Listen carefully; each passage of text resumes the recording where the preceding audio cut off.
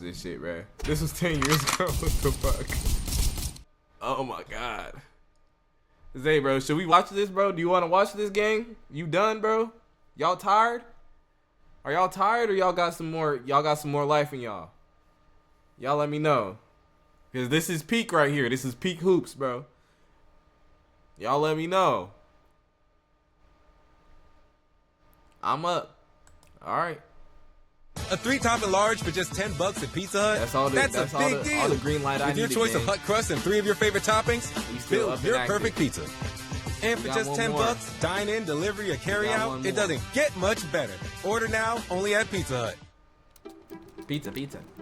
Oh, when your thing becomes a thing, sometimes you want to print cool collectible things that feature your thing. So you go to Canva, and you put your thing on other things, like sweatshirt things, tote bag things. Imagine this. You're down 3-1 in the 2016 NBA Finals, entering Oracle Arena against the greatest regular season team of all time. By all accounts, your season is over. And that's where LeBron and... Mind you, LeBron told these niggas before they even got on the bus. He said, if y'all don't think, hey, I feel you, gang. I love making me some eggs at any time of the day. You feel what I'm saying? But LeBron told these niggas before they got on the bus, if you don't think we could come back from this shit, stay ass at home. Goat talk. Kyrie found themselves. Their obituary was being written. History told us it was done. Until it was rewritten, because what happened next was supposed to be impossible. They each dropped 40 points in the greatest performance we've ever seen from a duo, flexed their superhuman athleticism, pulled off shot-making wizardry, and delivered in the clutch in a way that no teammates have ever done before. The sleeve jerseys, by the way, the sleeve jerseys were so fucking tough. I mean, Steph Curry claimed that he's never seen 2 guys play at that level before. It was historic. What LeBron and Kyrie did in 2016 shook the NBA to its core, and I don't think we'll ever see anything like it again. They were unstoppable. What the hell is that?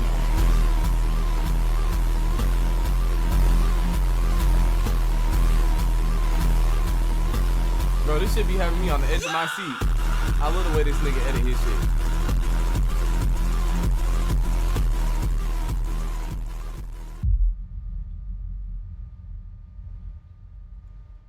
After ditching Cleveland in 2010, LeBron was crucified by the entire Cavaliers fan base. In their eyes, he was never coming back. And overnight, he became the NBA's villain, as he went on to capture 2 championships in 4 years down in South Beach. And then he decided to right his wrongs. I'm Coming Home were the words spoken by LeBron James in the 2014 offseason, promising to deliver a long-awaited championship to his hometown. And awaiting him in the land was a 4th-year rising star in Kyrie Irving, a young, flashy, Showtime point guard to pair next to the athletic freak in LeBron. Alongside the addition of Kevin Love that same offseason, Cleveland was a true contender built to win now. And they were as good as advertised. In their first season together, they unleashed havoc on the Eastern Conference and made their way to the finals to face the MVP and the #1 seed in the NBA. It was poised to be a great series too, as Game 1 was a classic that needed overtime, where Cleveland's title dreams turned into a nightmare.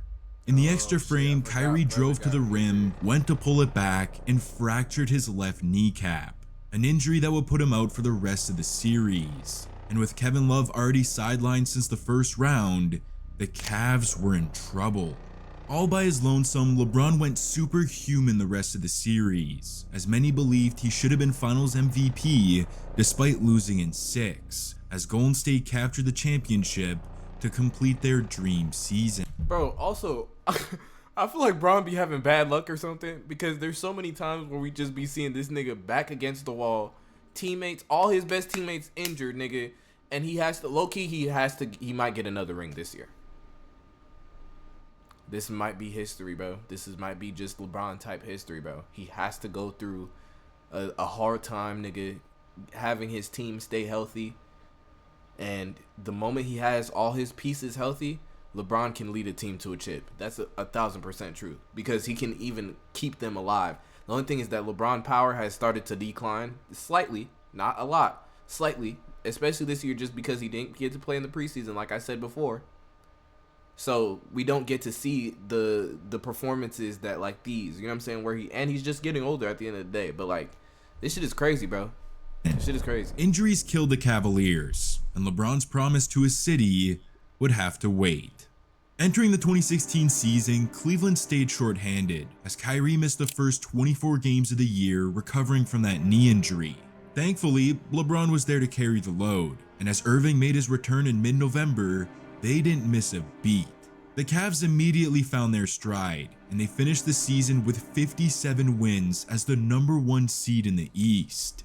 As long as they stay healthy, Cleveland is a serious threat to win the title. I mean, that's obvious, right?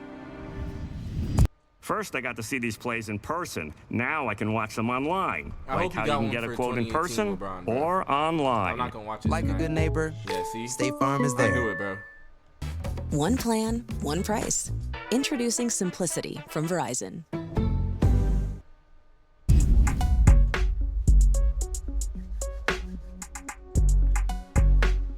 It was the lowly 8-seeded Detroit Pistons awaiting the Cavs in round 1, and in game 1, Kyrie had those boys dancing.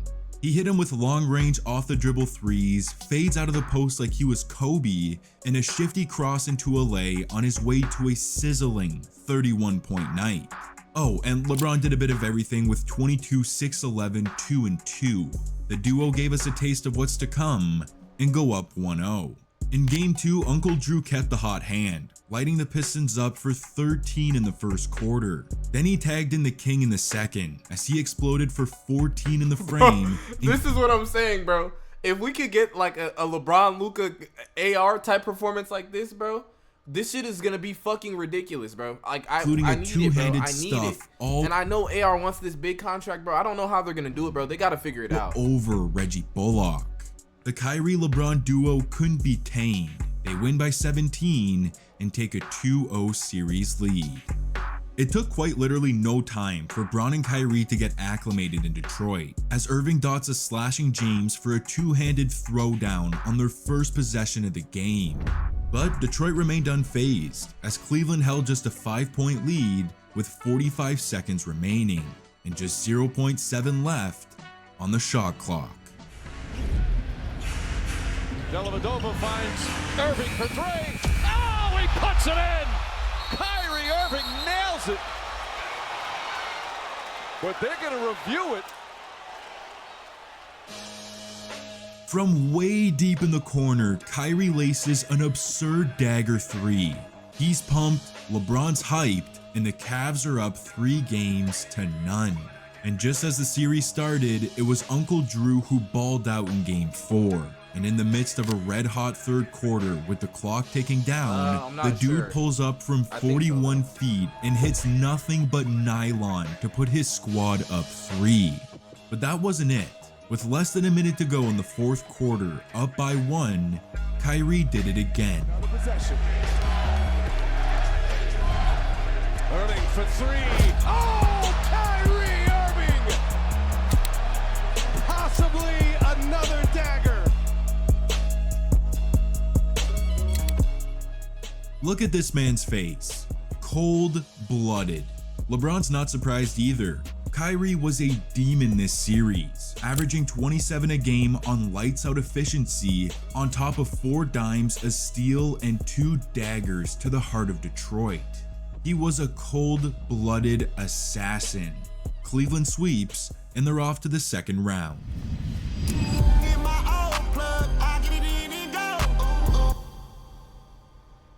It was Cavs versus Hawks for the second consecutive season, and after Cleveland embarrassingly swept them last year, Atlanta was out for revenge.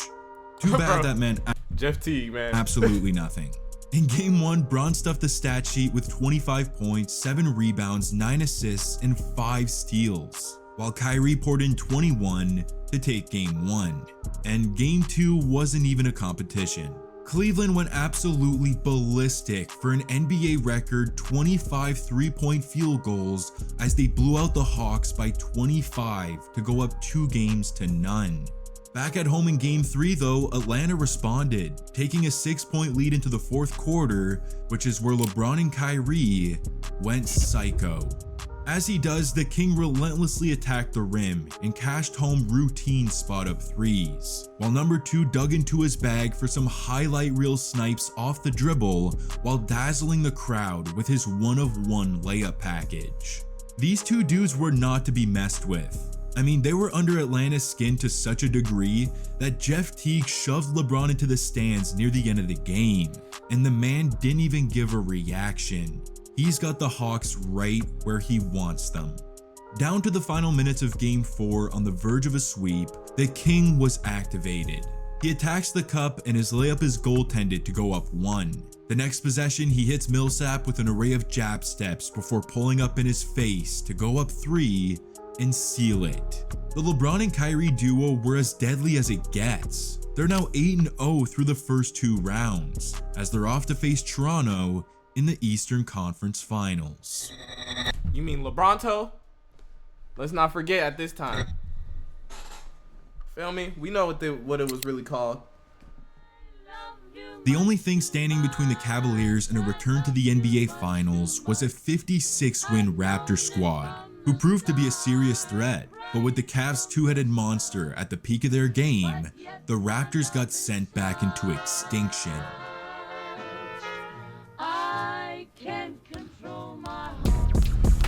Come on. Irving oohs and ahs from the crowd.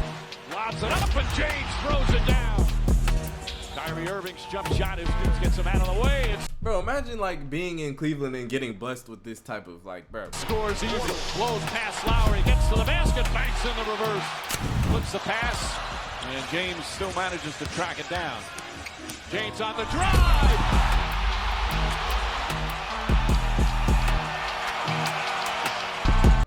If match, strikeout. Change the equation. Essential. I was so excited for this World Cup. I wanted to have people over, but everything is so expensive. Yeah. All those highlights were from Game 1, by the way. It was ridiculous. LeBron shook the entire building as he cocked back some monster tomahawk slams, while Uncle Drew had the crowd oohing and awing on their way to a 31-point massacre. This duo was as electrifying and dynamic as we'd seen in decades. They complemented each other to perfection. There wasn't a single thing they couldn't do on the basketball court. And Game 2 was further proof of that. LeBronto did it again with a 23-point triple-double as Kyrie tagged on 26, 4, and 3 to win by 19 and push their playoff record to 10-0. These dudes might go undefeated, a belief that didn't last long. The energy shifted up north as Toronto rallied to get themselves back in the series. And in Game 4, the Raptors' 1-2 punch into DeRozan and Lowry went stupid for 67 points in the win. Toronto's hit all the wind out of Cleveland, and in a shocking turn of events, this series is tied at 2. Fortunately, the Cavs caught their breath back at home, chewing up the Raptors and spitting them out in a 38-point thrashing to get within 1 win of the finals. They just have to do what they haven't been able to pull off all season long: win in Toronto. So in a Game 6 in the 6, Kyrie and LeBron dropped a silencer early. Strong. Kyrie Irving with a steal. 3-on-1. Alley-oop to James. Beautifully executed off another fine defensive play. A two-handed punch on the alley-oop from Kyrie set the tone for the game, and it was part of a 21-point first half for LeBronto. And in the second half, he passed the baton to Kyrie as he turned up for 21 in the half. Jesus with some Christ. Absurd shot. Bro, this is what I'm saying. This is the type of shit we need on the Lakers, bro. I keep going back to it, but it's like, nigga, this shit is ridiculous. This is ridiculous, bro. You could just pass up the baton like, here, brother, it's your turn. Like, and yes, the music that had you thinking he was playing horse out there, tallying 30 points, 4 rebounds, 9 assists, and 3 steals, alongside the Kings' 33 points, 11 boards, 6 dimes, and 3 blocks to win the series. These guys were flat out unstoppable as they booked their ticket to a second straight NBA Finals. And in true storybook fashion, they'll have a chance to rewrite history against the team that sent them home a year ago.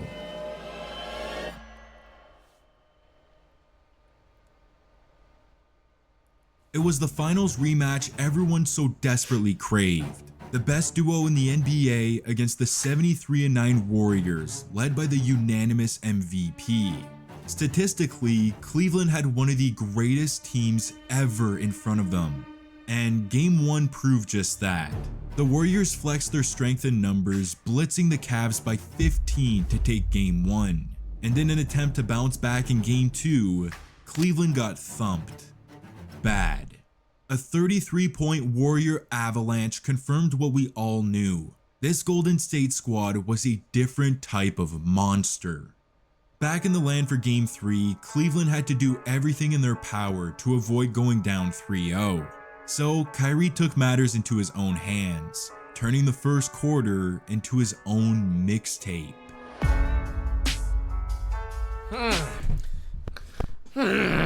I love the edits too, bruh.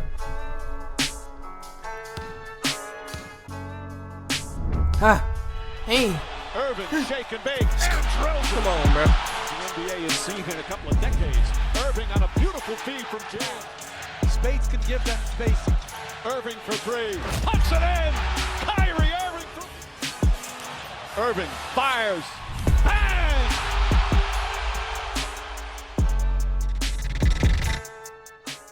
Uncle Drew set the building on fire with a 16-point first quarter to give Cleveland a 17-point lead. But Golden State didn't flinch, closing the gap and getting within 8 by halftime. LeBron sensed the Warriors surge and knew it was his turn to take over.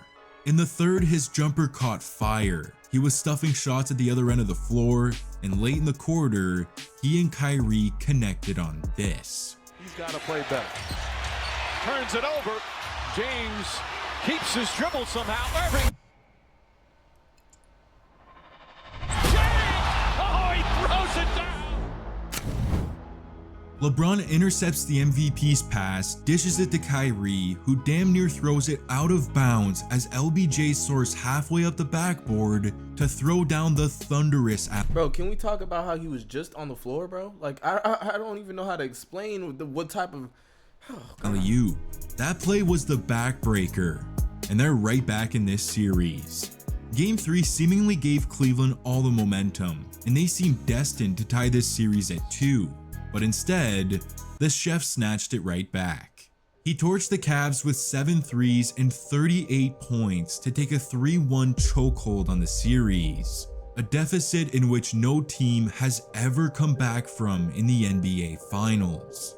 But if anyone can, it may just be a duo that no teams had an answer for all postseason long. And some extra motivation wouldn't hurt either. See, in the fourth quarter of Cleveland's Game 4 loss, Draymond Green attempted to hit LeBron in his sweet spot, and James didn't take it lightly. The two guys got into it, in which Draymond reportedly called LeBron some words that he didn't appreciate, as he later said that Draymond went overboard. Now, in a presser one day before Game 5, in response to LeBron's comments, see, and this is where Clay fucked up. I ain't gonna lie. No, Gojo and Ghetto type duo for sure. But this is where Clay fucked up. Clay had it all fucked up saying this bullshit, and this is what led to that comeback. I ain't gonna lie. He put that battery in Bron back. Klay Thompson says, I guess his feelings just got hurt. When LeBron was asked about that comment, he seemed to get a kick out of it. No, I'm not. What did you say Clay said? Clay said, I guess he just got his feelings hurt. Oh, my goodness.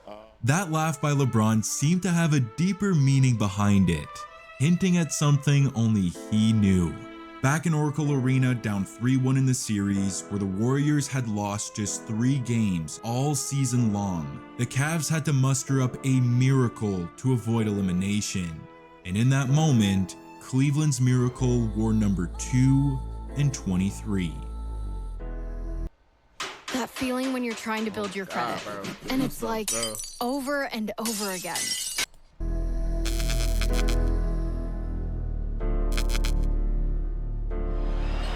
James fakes, James drives, James finishes, and the foul.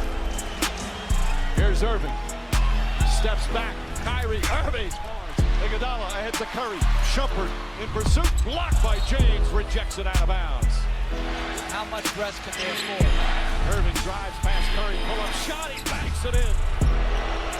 James puts his head down, drives and finishes. Irving on the drive, banks, shot is good. Kyrie Irving again. Steps back, he tries another three. That's good. Slides inside. Thompson right with him. Irving, bank shot is good, and a foul. Kyrie Irving does it again. James against Rush. Leans in, trying to draw the foul. Got him up, count it, and one. 40 points for LeBron James, and the lead balloons to 15. Kyrie Irving and LeBron James. Again, one of the all-time great finals performances from a pair of teammates, each with 41 points and a disappointed Cleveland. In my opinion, bro, can you imagine like 41-41, you and your bro? Like, come on. This is the greatest single game performance we've ever seen from a duo. After Klay's comments, LeBron was possessed. His jumper was stuck on automatic as he went for 41, 16, 7, 3, and 3. While Kyrie had possibly the greatest shot-making performance I've ever seen. He was simply unguardable in isolation. I mean, just ask Klay. He got absolutely fried on some ridiculous shots. Kyrie finished the night with 41 points, 3 rebounds, 6 assists, and 2 steals on 70.8% in shooting, as they become the first pair of teammates to score 40 points in the same finals game in league history. This was the turning point, and we're off to Cleveland for a Game 6. The energy was palpable back home, and the Cavs thrived off of it. In the first quarter, Bron picked the Warriors apart for 9 points and 4 dimes, including this needle threader to Tristan Thompson to put Cleveland up 31-11. In the second quarter, Kyrie kept the ball rolling, exploding for 13 points. But after a Golden State explosion in the third, the Cavs are only up 9 headed into the final 12 minutes, where LeBron put the game to bed. The man completely lost his mind, going insane for 17 points on top of 3 boards, 4 assists, a steal, and 2 blocks, including one on the MVP as he tells him to get that shit out of here. That was the exclamation mark to a masterful 41-8-11-4. Bro, imagine, like, I be thinking sometimes, like, I hope, like, imagine you have a son and he doing some shit like this, bro. Like, what do you say? Like, God damn, nigga, I raised greatness. Like, nigga, what the fuck, bro? You just had 41, 8, and 11 after you just had 41 last game? This is a masterclass. 3 performance to cap off consecutive 41-point elimination games. LeBron was on one. The Warriors are reeling and the Cavs are thriving, headed into a do-or-die Game 7.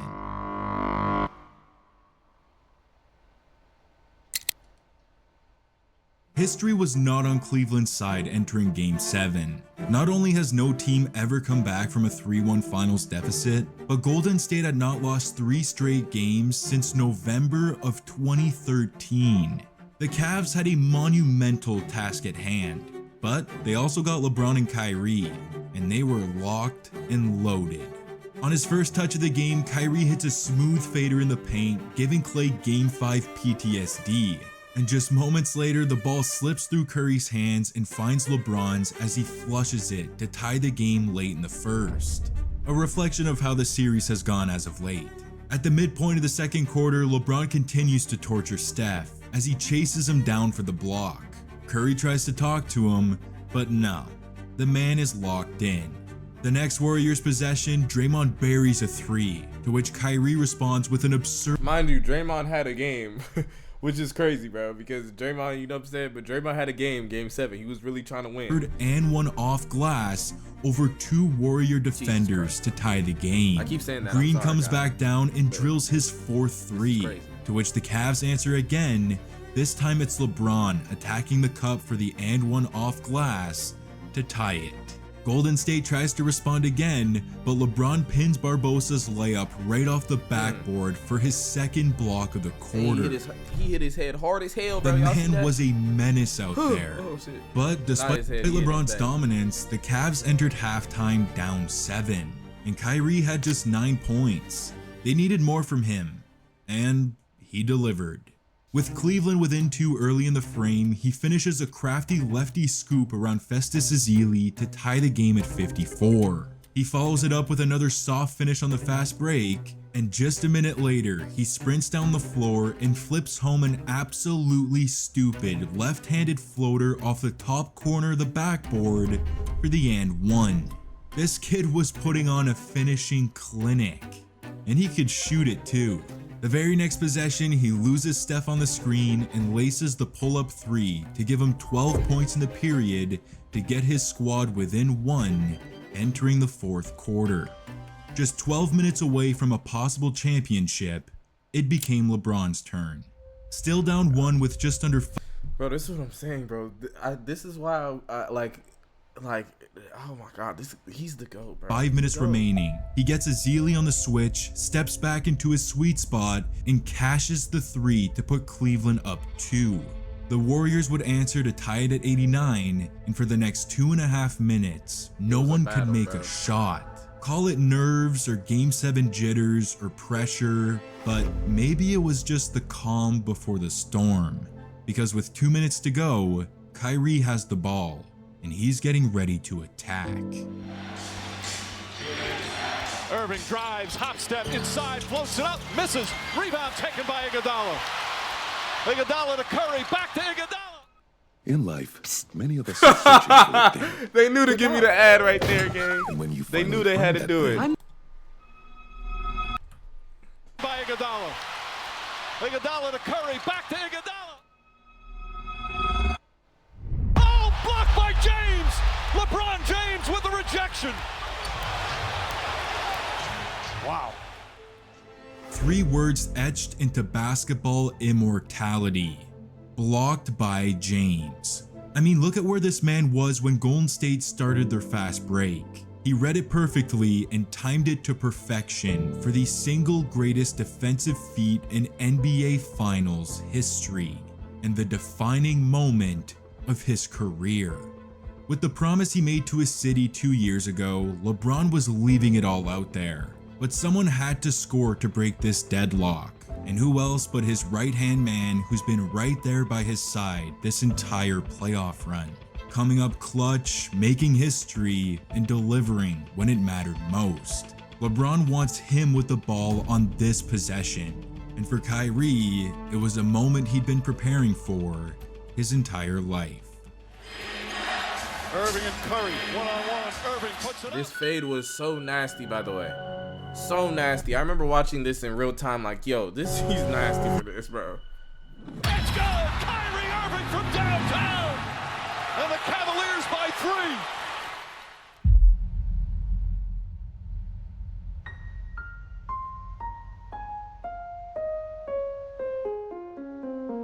Final seconds. It's over. It's over. Cleveland is a city of champions once again. The Cavaliers are NBA champions. Cleveland's long sports nightmare has ended. The drought is over. 52 years. Time to celebrate a title. I gave everything that I had. I poured my heart, my blood, my sweat, my tears to this game, and Cleveland! This is for you! Oh!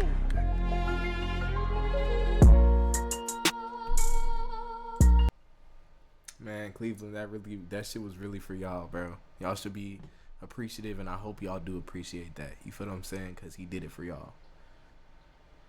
Great video, man. Great video. But with that being said, chat, it's been a great night. You know what I'm saying? Watched a lot of sports. My favorite thing to do as of late specifically too. So thank y'all for watching. Love. Peace. In my thoughts, I've been fighting demons, ain't no invitation. When I lose my shit, it's not cool, bad situation. Why am I wearing all these faces? In my truth, I'm a bad man, can't keep up with the evasion. Gotta stand on business and stay solo. Still praying for the days where the niggas ask for photos. In my head, am I the problem? Bad thoughts, yeah, I caught them. Bloody fists, yeah, I fought them. Road to riches, I'm on the bottom. So do I take my time and just fight my temptation? Or do I let go all my problems? Can I say salutation?